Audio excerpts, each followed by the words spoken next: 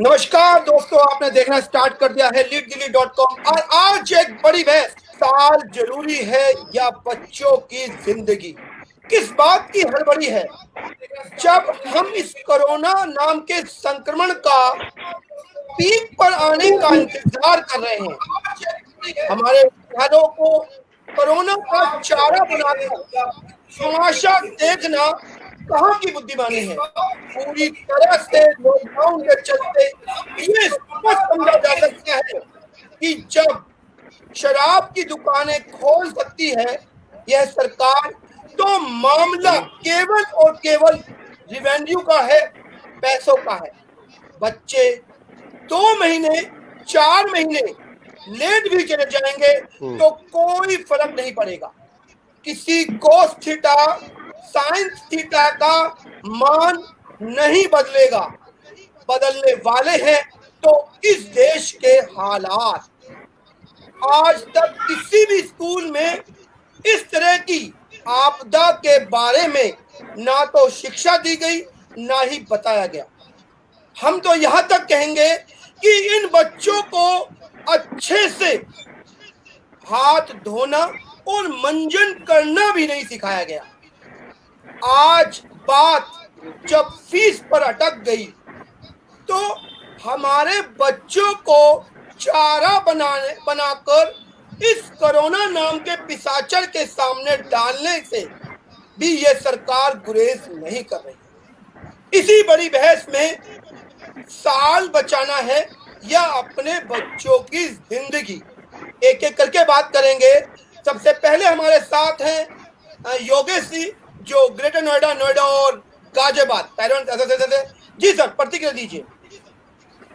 हाँ, बेसिकली जो इस महामारी के समय में जहां आज आप देख रहे हैं कि हर दिन 10,000 से ऊपर केस बढ़ रहे हैं, वहां पे स्कूलों को खोलने को लेके सरकार का डिसीजन बिल्कुल मूर्खतापूर्वक है। जहां पे सरकारों को स्कूलों के दबाव में आके इस टाइप का कोई डिसीजन लेना नहीं चाहिए, क्योंकि हमारे छोटे छोटे बच्चे, हमारे छोटे छोटे नौनिहाल कोई टेस्टिंग किट नहीं है जहां उन्होंने टेस्टिंग किट की तरह यूज कर रहे हैं, और सरकारें केवल स्कूलों के दबाव में आके, क्योंकि आज हर तरफ से आप देख रहे हैं देश और राज्य के हर कोने से फीस की माफी के लिए आवाजें उठ रही हैं। सरकार उन स्कूलों के दबाव में आके, क्योंकि अगर स्कूल नहीं खोले जाते हैं तो पेरेंट्स फीस के लिए लड़ते रहेंगे।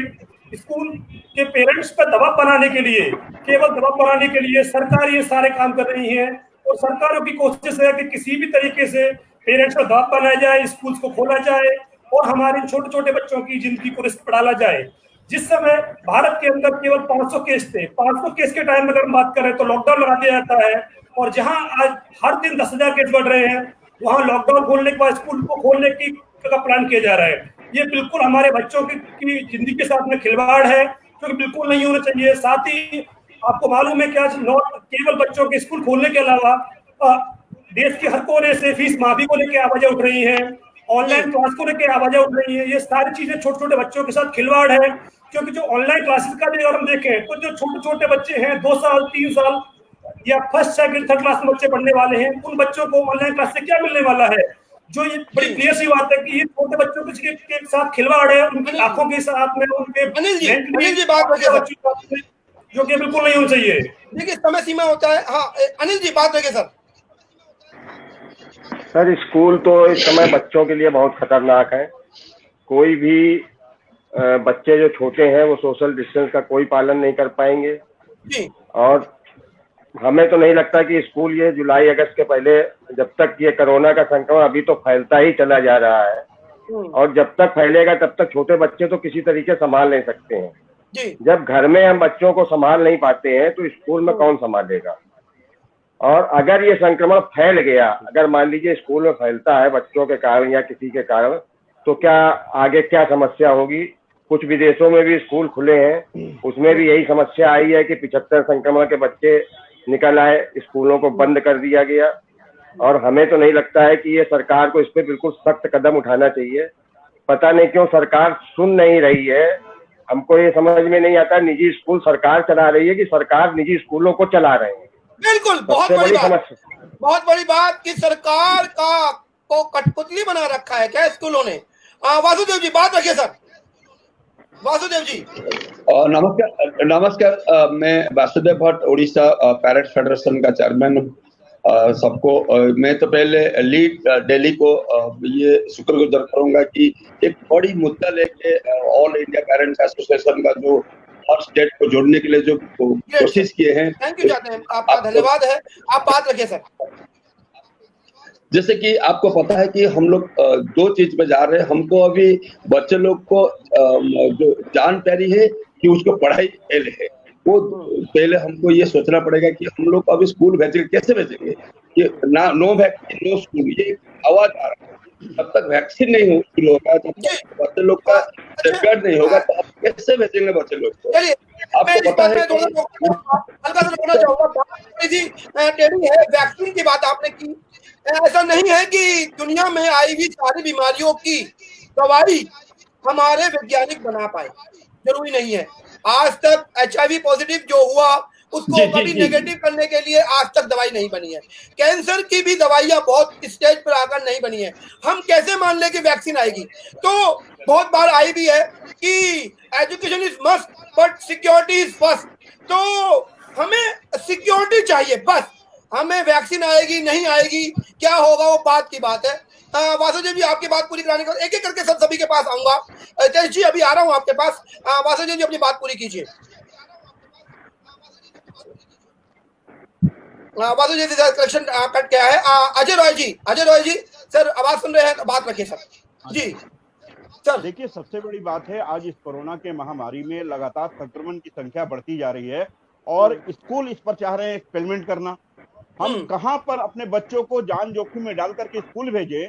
हम अभी अपने परिवार को बचाने में लगे हुए हैं और स्कूल वाले फीस के चक्कर में हमारे बच्चों को बुलाने में लगे हुए हैं।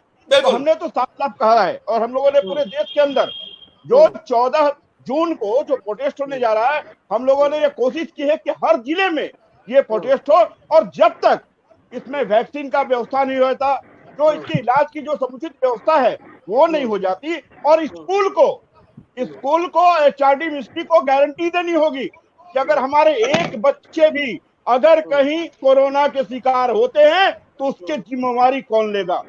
क्योंकि आज यहाँ पर मामला हमारे बच्चों की जान पर आ पड़ी है। एक और ये हमको ऐसे भी ATM मशीन समझते हैं।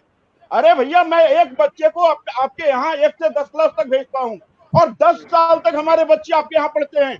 कहीं 12 तक का अगर स्कूल है तो 12 साल हमारे बच्चे आपके यहाँ पढ़ते हैं।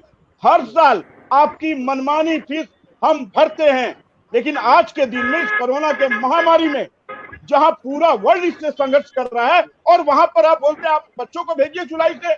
हम लोगों ने इसका विरोध करने का मन बना लिया है और हर तरीके से इसका हम लोग विरोध करेंगे। हालांकि आज HRD मिनिस्टर का कुछ एक बयान आया है जो हम एक पोर्टल के माध्यम से देख रहे थे। जी बिल्कुल, आज बयान आया है। जी सर, 15 अगस्त के बाद इस पर विचार किया जाएगा। लेकिन मैं आपको बताऊं कि देश के सारे पेरेंट्स एसोसिएशन आज कंधे से कंधा मिलाकर चलने का काम कर रहे हैं, और जब तक इस कोरोना में समान व्यवस्था नहीं हो जाता तब तक हम अपने बच्चों को स्कूल नहीं भेजेंगे, चाहे वो HRD का फैसला हो चाहे स्कूल का फैसला हो। ये मानने वाले हम नहीं हैं। हितेश जी बात रखिए सर। हितेश जी बात रखिए। बिल्कुल जी सर। सरकार किस लिए एक्सपर्ट की राय नहीं लेना चाह रही है? डॉक्टर्स की राय क्यों नहीं लेना चाह रही है? डॉक्टर्स और एक्सपर्ट्स एक मत कह रहे हैं कि ये बहुत तेजी से फैलने वाला बीमारी है। और सर, आपने जैसा कि कहा था कि बहुत सारे बीमारियां ऐसी है जिसके इलाज अभी नहीं है, जैसे कि आपने एड्स का नाम लिया। तो सर, क्या एड्स इस तरीके से फैलता है? मैं आपसे ही पूछ रहा हूँ, क्या एड्स इस तरीके से फैलता है? हाथ लगाने से, छूने से? नहीं, बात वैक्सीन की थी कि जब वैक्सीन आएगी जब खुलेंगे। मैंने उस बात पे बात बोली कि वैक्सीन आना और ना आना कोई भी गारंटी नहीं है। मैंने एक बात बोली है कि हर बीमारी का संसाधन दुनिया में आए ये जरूरी नहीं है। इस बात पर यह बात बोली गई थी। कैसे फैलता है वो सेकेंडरी बात है। वैक्सीन का इंतजार करेंगे तो शायद कभी हमें भी नहीं पता कि वो वैक्सीन कब आएगी।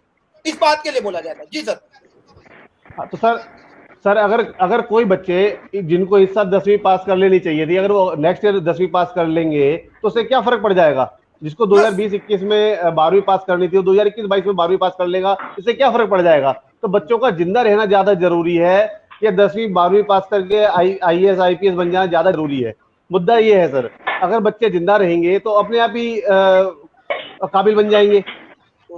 ये तो सीधे सीधे जितने भी स्कूल हैं नेताओं के द्वारा चलाए जा रहे हैं कमर्शियल एक्टिविटी के लिए, मुनाफा कमाने के लिए, जबकि सरकार से इनको जमीन मिलती है no profit no loss basis पे स्कूल चलाने के लिए। यानी कि ये एक बहुत ही चैरिटेबल काम है, ये मुनाफे के लिए नहीं है, प्रॉफिटिंग के लिए नहीं है। अगर किसी को मुनाफा ही कमाना है, उन बिंदुओं पर प्रकाश डालूंगा कि यदि स्कूल खुल जाते हैं तो क्या होगा। इन सवालों का जवाब दे दीजिए और भेज दीजिए अपने बच्चों को कि क्या हम सब लोग और आप लोग ये मान चुके हैं कि संक्रमण कम हो गया है। क्या आपको लगता है कि बच्चों को कोरोना से कोई नुकसान नहीं होगा? 4 बच्चों की रिक्शा में 12 बच्चे, 8 बच्चों की गाड़ी में 17 बच्चे, 30 बच्चों की कक्षा में 50 बच्चे। जी सर, जी अजय जी बात रख रहे हैं सर। नहीं, आप ये जितनी जो बातों को बता रहे हैं, अब सोचिए कि सारा भार हमारे ऊपर आने वाला है जी।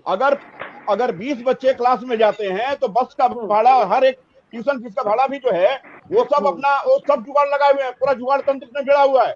और भाई साहब मैं आपको बताऊं कि एक पटना का एक श्यामल अहमद करके स्कूलों का बड़ा दलाल है, जो अभी हर स्टेट में एक चेयरमैन और प्रेसिडेंट बना करके जो है वो स्कूलों के पक्ष में दलाली करने का काम कर रहा है। ऐसे लोगों को भी आपको चाहिए बेनकाब करना, क्योंकि वो चिल्ड्रन फेडरेशन इस टाइप के कुछ ऑर्गेनाइजेशन बनाए हुए हैं, लेकिन आज स्कूलों के दलाल बनने का काम कर रहे हैं। हम लोग ऐसे दलालों का भी चेहरा बेनकाब करेंगे, क्योंकि आज के समय में कोई दलाल बीच में आके दलाली नहीं करेगा, नहीं तो उनका घर परिवार को भी हम लोग रोड में लाने का काम करेंगे। जी, मैं बस इतना कह रहा हूं कि स्कूलों ने क्या कौन सी तैयारी कर ली है। क्या आपको लगता है कि स्कूल जिस तरह से व्यापारिक गतिविधियों में सम्मिलित है, यदि कोई चपरासी, कोई रिक्शा वाला ड्राइवर या कोई गार्ड या कोई टीचर या कोई सफाई कर्मचारी पॉजिटिव हो जाता है, तो वो इस व्यापारिकता के चलते अपने आप को क्वारंटाइन कर पाएगा? जिस तरीके से इन्होंने ये बिजनेस। जी सर, जी बोलिए। बहुत सारे स्कूलों में, मैं झारखंड से आता हूँ, अभी हमारे झारखंड के अंदर बहुत सारे स्कूलों में क्वारंटाइन बनाए गए हैं। अब आप सोचो कि उस स्कूल को खोलने के बाद छोटे बच्चे, आज के दिन में जितने भी सरकार के जो गाइडलाइन आ रहे हैं उसमें है कि छोटे बच्चे और 60+ के जो ओल्ड एज उम्रदराज जो लोग हैं, सबसे ज्यादा इफेक्ट करने वाले वो लोग हैं इस कोरोना से। जी, तो ऐसे में आप सोचो कि आप कौन सा वहां लैब बना रहे हो हमारे बच्चों की जानों का, क्या आप उनको टेस्टिंग मशीन में डालना चाह रहे हो? यही मैं बताना चाह रहा हूं कि ऐसी कौन सी तैयारी हो गई है स्कूलों के पास कि वो हमारे बच्चों को इस संक्रमण से स्कूल में फैलने से रोक सकते हैं। जब समय सुबह का होता है या दोपहर का होता है, जिस समय बच्चे स्कूल आते और घर जाते हैं, आपने खचाखच भरी गलियां देखी है। आप एक बात बस इतना सोच के मुझे बता दीजिए कि ये जो माँ बाप का बच्चों को कुछ बनाने का जुनून है, ये शायद 14 दिन बच्चा अपने आप को हिरासत में रखकर चुकाएगा और इसके अलावा कुछ नहीं। बाकी लोग शायद अभी बोलना चाह रहे हैं, तो जो भी अपनी प्रतिक्रिया देना चाहे प्लीज सर। अब योगेश जी बोले सर। हाँ, जहां तक हम लोग मेडिकली इक्विप्ड की बात करते हैं, जो बड़ी बड़ी कंट्रियां जहां मेडिकली बहुत इक्विप्ड मानी जाती हैं, उन कंट्रियों का आपके पास में एग्जांपल है। आपने माइट भी देखा होगा उस टाइम पहले भी, इजराइल या कुछ कंट्रियों की आपने न्यूज सुनी होगी जहां एक दिन स्कूल खोलने के बाद 7900 स्टूडेंट्स की रिपोर्ट पॉजिटिव पाई जाती है। अगर ऐसी कंडीशन में जहां बड़ी बड़ी कंट्रियां जो मेडिकल इक्विप मानी जाती हैं और बड़ी स्ट्रॉन्ग मानी जाती है, वहां पे अगर ये स्कूल्स को मैनेजमेंट नहीं कर पा रहे हैं, तो यहाँ जो स्कूल्स पर किसी भी प्रकार की आज तक ऑलरेडी हाइजीन या इस टाइप के इश्यूज हम लोग फेस कर रहे होते हैं, वहाँ आपको कहाँ लगता है कि इस कोरोना जैसी महामारी में स्कूल हमारे तैयार हैं या स्कूल इक्विप्ड है? कोई तैयारी इस तरीके से ये बिल्कुल तैयारी नहीं है। साथ ही केवल ये एक फीस लेने का बहाना है, जो कि आज आप आज भी देख रहे हैं। आज जहां सेंट्रल गवर्नमेंट, स्टेट गवर्नमेंट सीधा बोल चुकी है कि लॉकडाउन के दौरान कोई भी स्कूल प्रेशर नहीं बनेगा फीस लेने के लिए, लेकिन आज भी आप देख रहे हैं कि बहुत सारे स्कूल सारे पेरेंट्स का दबाव बनाने की कोशिश कर रहे हैं। डेली मैसेज डाले जा रहे हैं। इवन एक किसी डीपीएस की ब्रांच का आज हमें सुनने में आया है, उसने 15 जून तक की पेरेंट्स को डेट दी हुई है कि आप लोग 15 जून तक फीस जमा कराइए। डीपीएस की तो बात छोड़ दीजिए साहब, डीपीएस की तो बात छोड़ दीजिए, 400 रुपए का मास्क बना दिया उसने। वो कह रहा है मास्क हम दे। एक नया टैग लाइन जुड़ गया है उनके पैसे मांगने के प्रोपेगेंडा में। वो लोग आरओ के नाम पर पैसा मांग लेते हैं, वो लोग एसी चलाने के नाम पे पैसा मांग लेते हैं, वो लोग पेंसिल रबड़ किताब देने के नाम पे पैसा मांग लेते हैं। उनके लिए तो एक टैग जुड़ गया है कि आने वाले टाइम में मास्क आपको स्कूल से खरीदना है, वो भी 400 रुपए का। बता दीजिए सरकार, सुन पा रही हो तो ये बता दीजिए क्या आपने अभी तक 400 रुपए का मास्क बेचने की किसी प्राइवेट दुकानदार को छूट दी है? ये इतने बड़े दुकानदार हो गए कि अब ये मास्क भी अपने ब्रांडेड बेचेंगे। नाम लिखा है उस पे डीपीएस पब्लिक स्कूल साहब, नाम साफ साफ लिखा है। जी सर। देखिए मैं आपको बताऊं, हाँ नहीं सर, इनको सोचना चाहिए कि जब लोकसभा, राज्यसभा, विधानसभा पूरी तरह से बंद हैं, कोर्ट के अंदर सुचारू रूप से काम नहीं चल रहा है, जो बहुत बड़े विद्वान हैं वो लोग तो आना नहीं चाह रहे, वो डर रहे हैं कोरोना से, तो क्या हमारे बच्चों के पास ऐसा कौन सा वो शस्त्र है क्या जो चले जाएंगे, स्कूल को फीस भी दे देंगे और जान भी जोखिम में डालेंगे? अमित गुप्ता जी भी बोल रहे हैं डीपीएस मास्क 400 रुपए। और एक बात और बता दूं, जिस तरीके से ये, जी सर बोलिए, पहले योगेश जी बोल दीजिए सर। हाँ अजय जी, ये जो अगर हम मास्क की बात करें, मास्क के जो भी सारे बहाने हैं, ये केवल पेरेंट्स का खून चूसने के अलग बहाने देखे जा रहे हैं कि पेरेंट्स का खून कैसे चूसा जाए। अदरवाइज ऐसा कहीं कोई लॉजिक नहीं बनता है कि मास्क के सब चीजें जहां अभी हम बच्चों को भेजना ही नहीं है तो क्यों ये चीजें की जा रही है? ये सीधा फंडा है कि सितंबर से पहले किसी भी कंडीशन में स्कूल नहीं खोले जाने चाहिए।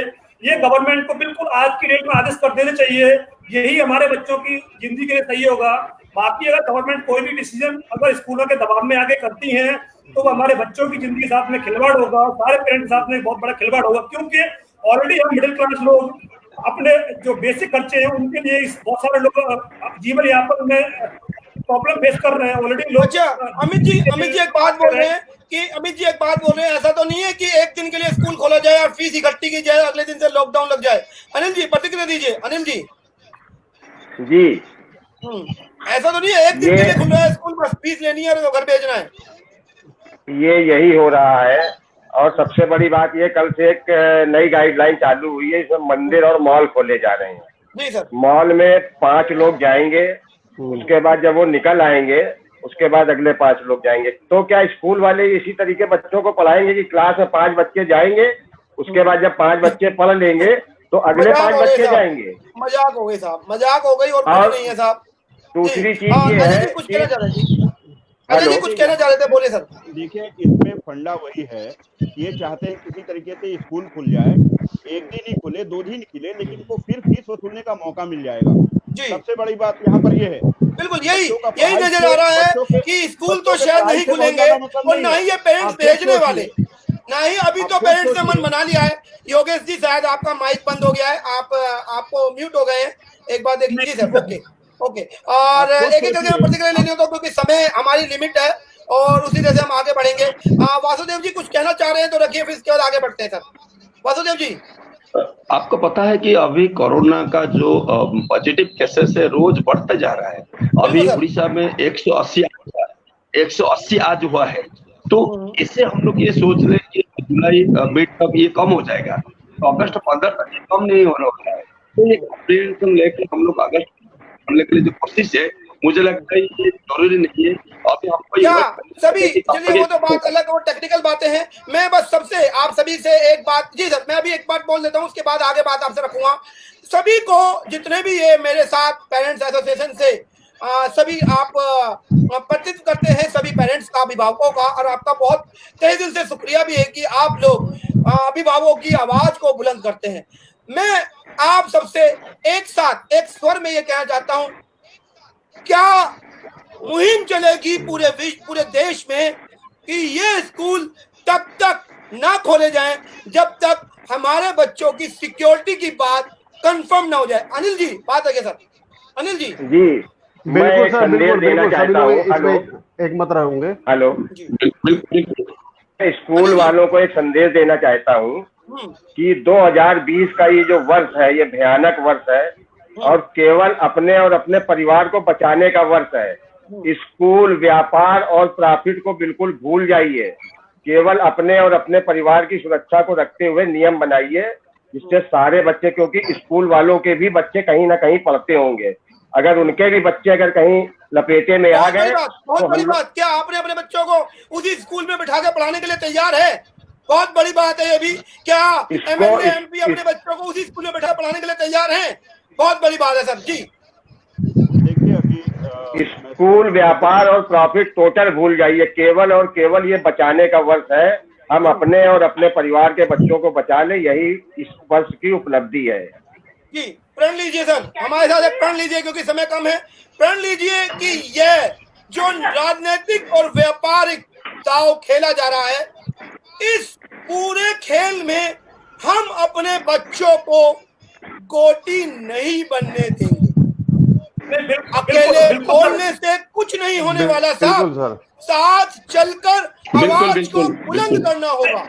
एक एक लाइन सभी से चाहूंगा कि उस बुलंदी से उस सरकार के कानों तक आवाज पहुंच चाहिए। एक एक करके एक एक प्रतिक्रिया दीजिए कि आने वाले समय में क्या होगा। योगेश जी, स्टार्ट करता हूं आपसे सर, एक एक लाइन में प्रतिक्रिया दीजिए सर। बिल्कुल बिल्कुल, जैसा आपको मालूम होगा कि देश के सारे एसोसिएशन आज कनेक्ट हो चुके हैं। इवन हम लोग आज देश के 50 से ऊपर एसोसिएशन आपस में कनेक्टेड है, आपसे मिलकर काम कर रहे हैं। हमारा सीधा फंडा है, किसी भी कंडीशन तक जाना पड़े, हमें किसी भी लेवल के आंदोलन करने पड़े, बट स्कूल्स को सितंबर से पहले नहीं खोला जाएगा। ये बहुत बढ़िया अनिल जी, नहीं खोलने दिया जाएगा। अनिल जी बात रखे सर। अनिल जी जी, आवाज नहीं आ रही सर, बात रखिए। क्या मुहिम चलेगी आपके द्वारा? मुहिम चलेगी, स्कूल में बच्चों को कुछ भी एक्सपेरिमेंट नहीं करने दिया जाएगा। बच्चे हमारी संपदा है। जब तक ये मरीजों का कम होने की संख्या नहीं चालू होगी, अभी तो हम रोज पर डे बाई डे बढ़ रहे हैं। कल संख्या हमारी 10,000 के पार कर गई। वासुदेव जी बात रखिए सर अपनी। ये गारंटी जब तक नहीं मिलेगा तब तक हम लोग बच्चे को स्कूल नहीं छोड़ेंगे। अजय रॉय जी बात रखिए सर। देखिए, इसमें मैं बताना चाह रहा था कि 1964 मेरे ख्याल से ये सुप्रीम कोर्ट के लॉयर जो हैं अशोक अग्रवाल जी ने जिक्र किया था कि उस वक्त भी ऐसी कुछ महामारी आई थी जहां पर साल भर स्कूल बंद किए गए थे और वहां पर सभी को प्रमोट किया गया था। आज भी वही समय है कि आज के समय में बच्चों को प्रमोट करने के बारे में सोचे। और जहां तक पढ़ाई की बात है, हम घर पर रह करके जितना स्टडी को करा सकते हैं बच्चों को कराएंगे, लेकिन हमें अभी तक ऐसा कहीं कोई गारंटी नहीं मिला है कि साहब स्कूल वाले लिखित रूप से ये दे, प्रशासन ये लिख करके दे कि अगर आपके बच्चे को कोरोना होता है तो उसमें हम धारा, जो FIR की धारा है, उस हिसाब से हम वहां केस दर्ज करेंगे। और सबसे बड़ी बात है कि अभी के समय में लगातार कोरोना अभी बहुत पीक पर है और वैसी स्थिति में जो बार बार अगर इस तरह का स्कूलों की तरफ से, क्योंकि रिक्वेस्ट अभी जो है लगातार आ रहा है, हम लोगों ने झारखंड के अंदर, मैं आपको जिक्र करना इसलिए जरूरी है कि छोटे से बड़े हर तरह के स्कूल हैं। हम लोगों ने इतना तक कहा है कि जितने भी स्कूल हैं पिछले 5 साल का वो अपने बैलेंस शीट और इनकम टैक्स रिटर्न की कॉपी जो है वो सामने करे पेरेंट्स का। अगर लगता हो कि उनको सैलरी देने में कमी आ रही है शिक्षक और शिक्षकेतर कर्मचारियों का, तो हम लोग रोड पर भीख मांगेंगे और उन कर्मचारियों का वेतन हम लोग देंगे, लेकिन उससे पहले कम से कम अपने बैलेंस शीट और इनकम टैक्स रिटर्न की जांच करा लो आप। बहुत बढ़िया। हितेश जी बात रखिए सर, आखिरी लाइन है आपकी। हितेश जी बात रखिए सर, आपकी लाइन है। हम जब तक वैक्सीन नहीं आ जाएगा, हम अपने बच्चों को स्कूल नहीं भेजने वाले हैं। स्कूल वालों को एफिडेविट जमा कराना होगा कि आपके बच्चे हमारे स्कूल में आएंगे तो पूरी तरह सेफ रहेंगे। अगर वो गारंटी देंगे कि जितना भी टीचिंग स्टाफ और नॉन टीचिंग स्टाफ हमारे स्कूल में आ रहा है उसको कोरोना नहीं है, यानी कि उसके पास सर्टिफिकेट होना चाहिए कि जितने भी स्टाफ हैं बच्चों को पढ़ाने वाले, उनको किसी को कोरोना नहीं हो रखा है। और सभी बच्चों की अगर 1-1 करोड़ या 2-2 करोड़ रुपए की गारंटी लेते हैं इंश्योरेंस कराने की, तब जाकर के वो जब वैक्सीन आ जाए उसके बाद, मतलब 1 करोड़ हमारे बच्चे की जान की कीमत नहीं है, यानी कि हम ये गारंटी चाहते हैं। जान जरूरी है, पैसा नहीं चाहिए हमें, ना इंश्योरेंस चाहिए। नहीं बिल्कुल नहीं सर, नहीं आपको गलत वे में लेकर के जा रहे हैं। जब तक इसकी वैक्सीन नहीं आ जाएगी हम अपने बच्चों को स्कूल नहीं भेजने वाले। हमें गारंटी चाहिए, अपील करते हैं सभी पेरेंट्स से, चाहिए, क्योंकि घर के बाद स्कूल दूसरी ऐसी जगह होती है। एक लास्ट पॉइंट रखना चाहूंगा मैं, लास्ट पॉइंट, स्कूलों की जो मनमानी के खिलाफ भी 14 तारीख को पूरे इंडिया लेवल पे एक बड़ा मास प्रोटेस्ट भी प्लान किया गया है, पूरी इंडिया से कनेक्टेड है। 14 तारीख को इंडिया लेवल पे बहुत बड़ा प्रोटेस्ट है। जी सर, बिल्कुल उस दिन में 14 तारीख को लाइव रहूंगा। मैं सभी से चाहता हूँ कि आप सभी पेरेंट्स अपने बच्चों को अपनी खुद की सिक्योरिटी पर अपने घर में रखें। साल जरूरी नहीं है, बच्चों की जिंदगी पहले जरूरी है। इन्हीं शब्दों के साथ चलते हैं। जय हिंद, जय Bharat. Thank you, okay, thank you all.